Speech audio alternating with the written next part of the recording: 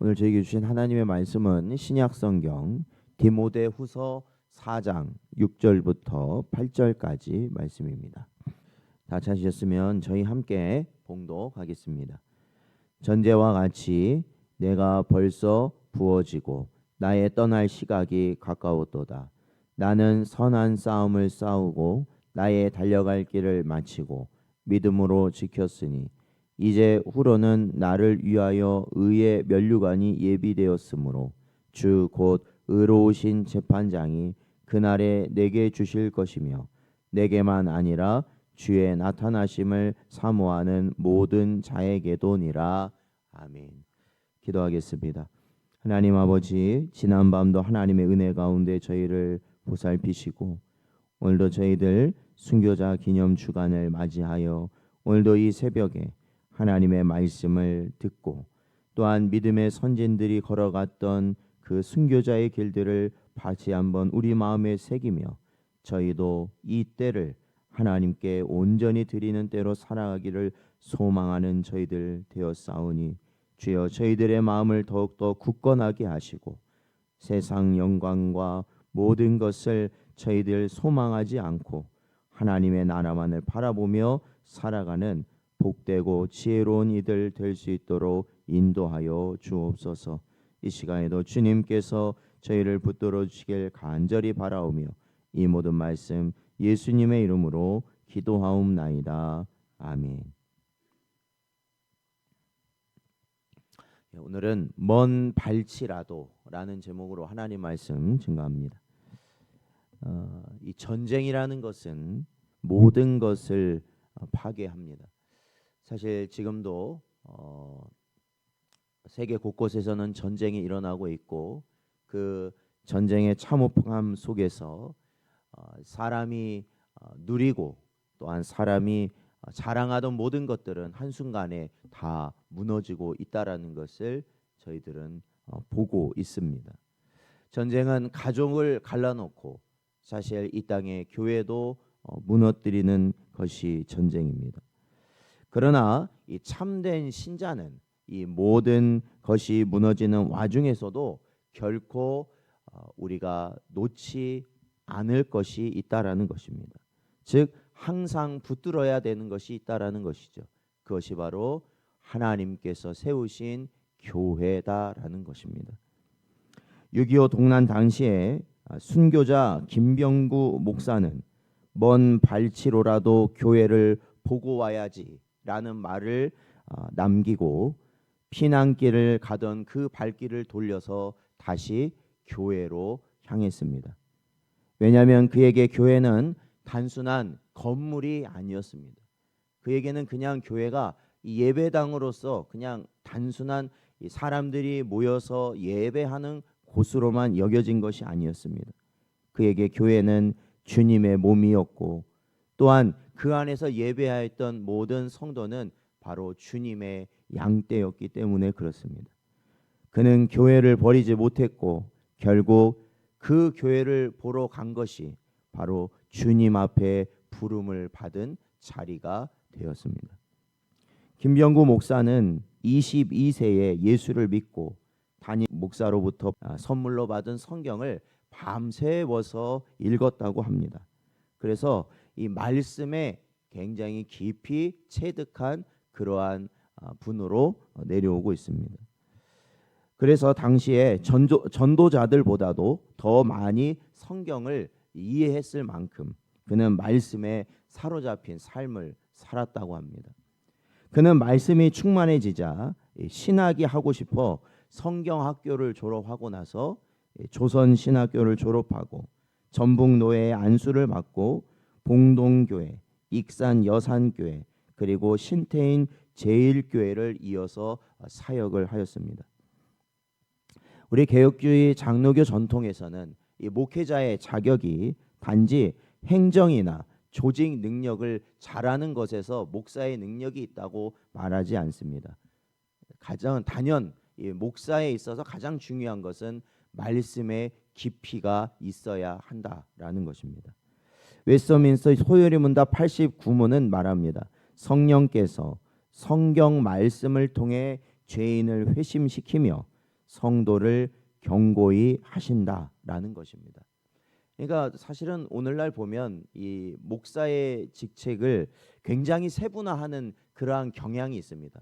그래서 무슨 행정 목사도 있고 무슨 찬양 목사도 있고 뭐 등등해서 과거에는 이 목사다 하면은 딱 이제 목사라는 그 직분이 우리가 아는 이렇게 말씀을 전하는 그런 목회자를 보통 지칭하는데 요즘은 굉장히 여러 직책을 갖고 있는 걸 보게 됩니다. 그러나 그럼에도 불구하고 이 목사의 직무의 가장 중요한 것은 말씀으로 하나님의 택한 백성을 주께 돌아오게 하는 역할이 가장 중요하다라는 것입니다.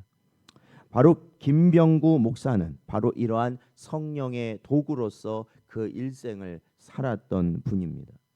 1950년 6월 25일 6.25 전쟁이 발발하자 그는 가족과 함께 피난길에 올랐습니다.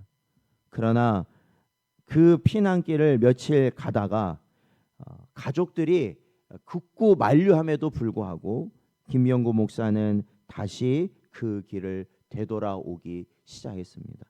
그것은 교회를 누가 지키나라는 그 생각 하나만을 가지고 돌아왔던 것입니다.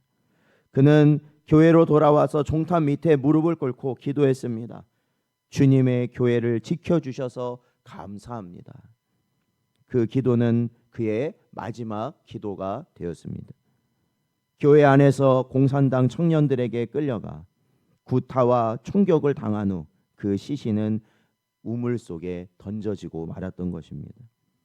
이 장면은 초대교회 순교자였던 안티오키아의 이냐시오를 떠올리게 합니다. 그는 사도 요한의 제자였다라고 전해진 인물입니다. 그는 로마로 압송되며 다음과 같이 고백하였습니다. 나를 사자의 먹이가 되게 내버려 두십시오. 나는 그것을 통해서 하나님께 갈 수 있는 것입니다. 나는 하나님의 미랄입니다. 나는 사자의 이빨에 갈려서 그리스도의 깨끗한 빵이 될 것입니다.